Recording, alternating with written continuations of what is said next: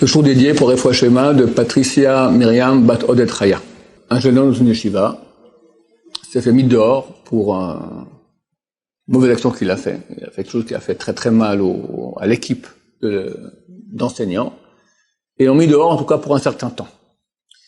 Ils ne voulaient pas le lâcher comme ça dans la nature, donc il y a des organismes comme ça qui s'occupent de mettre à disposition un avraire, un étudiant de Torah qui est déjà marié, et qui va s'occuper du garçon pour étudier avec lui, essayer de le faire remonter, le faire tenir bon. À l'époque, le Rav Shloman avait fait un cours public, avait dit là-bas que ceux qui ont une vie qui est superficielle, leur vie n'est pas une vie. Le goût de la vie, la vraie vie, c'est la profondeur. Être quelqu'un de profond, parce que quand tu vis superficiel, c'est comme un animal. C'est des fonctions, même dans la Torah, on peut être superficiel, d'accord? Tu restes comme ça.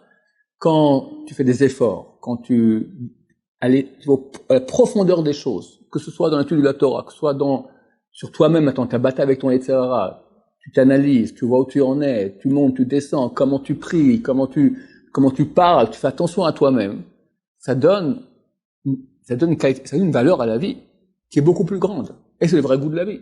Ce que le Rav a dit a été imprimé dans le journal de Shabbat. Le jeune homme a lu cela. Et le lendemain, il vient étudier avec l'avraire, et ils font un tosot très très difficile à comprendre. Ils le font 3, 4, 5 fois, ils comprennent pas. Bon, l'avraire, au bout d'un moment, il a dit, ok, bien, on avance. Il dit, non, je veux encore étudier, il faut comprendre, il faut être profond, il faut arriver à comprendre. Alors, j'étais super étonné de la réaction du jeune homme. Mais pourquoi tu dis ça? Ben, j'ai vu hier, alors Shteman, il a dit ça. Ils ont mis l'article dans le journal, et voilà. Donc, je veux pas avoir une vie superficielle, je veux une vie qui soit profonde. 2 ou 3 jours après, il y a eu une assemblée de toute l'équipe de rabbanim de la yeshiva pour savoir qu'est-ce qu'on fait du gosse. Est-ce qu'on le récupère de nouveau? On le met dehors. Ils ont fait ça chez le Rav Shteman lui-même. Et l'avraire se tait au début, et tout le monde raconte les méfaits terribles du garçon.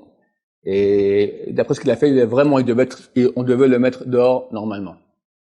À ce moment, l'avraire raconte cette histoire-là, que le Bahour a vu l'article de Rav Shteman et s'est dit, moi au contraire, je veux être quelqu'un de profond, etc. Rav il a vu, vous entendez, ça c'est une tchouva. Il a fait tchouva. Et si seulement nous on pouvait faire tchouva comme il a fait tchouva, je pense qu'on peut le reprendre. Ils l'ont repris, et il est devenu quelqu'un de profond, il a créé une maison exemplaire à Bnei Brak, aujourd'hui c'est un Tamid Chacham, Baruch Hashem, qui s'est marié, beaucoup d'enfants, dans la Torah. Avoir une qualité de vie. Maintenant, on n'est pas tous faits pour être avrechim toute sa vie, mais on est tous faits pour avoir une vie qui vaut la peine d'être vécue.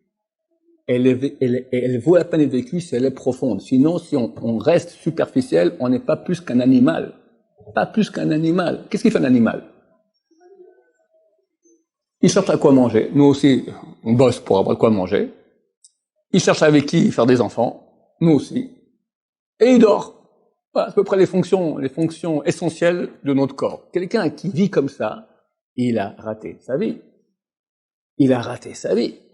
Mais c'est vrai que ces besoins-là, ils sont là chez nous depuis qu'on est né. Donc, pour nous, c'est essentiel. Il faut commencer, quand on grandit, à commencer à changer. Dire, ok, t'as ça, mais ça, c'est pas toi, ça, c'est ton corps. Moi, pourquoi j'existe? Qu'est-ce que c'est? Vers où je vais? On a une ampleur extraordinaire, une amplitude, on est divin. Quand tu commences à dévoiler la partie divine qui est en toi, c'est profond, c'est beau, c'est grand. Je peux raconter ça, c'est extraordinaire. Le commentaire de Or HaKadosh sur la paracha de cette semaine. Verset 7. Abraham Avinu arrive en terre d'Israël. Dieu se dévoile à Abraham Avinu et lui dit, je donnerai cette terre à ta descendance. Abraham Avinu avait 75 ans à l'époque. Il était stérile. On lui dit, tu auras une descendance, et pas une petite, énorme, et il aura la terre d'Israël qui est la terre sainte dans le monde. C'est 2 cadeaux énormes. La fin du verset dit, Abraham a construit un autel pour le Dieu Hanireh Elav, au Dieu qui s'est dévoilé à lui.